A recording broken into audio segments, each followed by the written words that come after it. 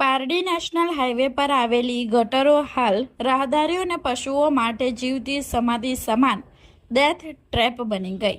પારડી ચાર રસ્તા પાસે એક હૃદયદ્રાવક ઘટનાએ તંત્રની પોકળ કામગીરીના ધજાગરા ઉડાડ્યા છે. મોબાઈલ દુકાન સંચાલક નિખિલભાઈ ગુલાની પોતાની દુકાન બહાર ગટર ઉપર ઊભા રહી વાત કરી રહ્યા હતા.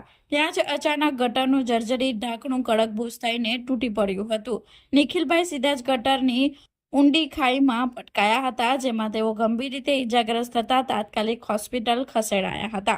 આ સમગ્ર ઘટનાના દ્રશ્યો સીસીટીવી કેમેરામાં કેદ થયા છે, જે તંત્રની ઘોર બેદરકારીની સાક્ષી પૂરે છે. નોંધનીય છે કે હાલમાં જ હાઈવે ઓથોરિટી દ્વારા ગટરની સફાઈ કામગીરી દરમિયાન જેસીબી ફેરવીને તંત્રએ બાકી બચેલા સુરક્ષિત ઢાંકણાઓને પણ તોડી નાખ્યા છે.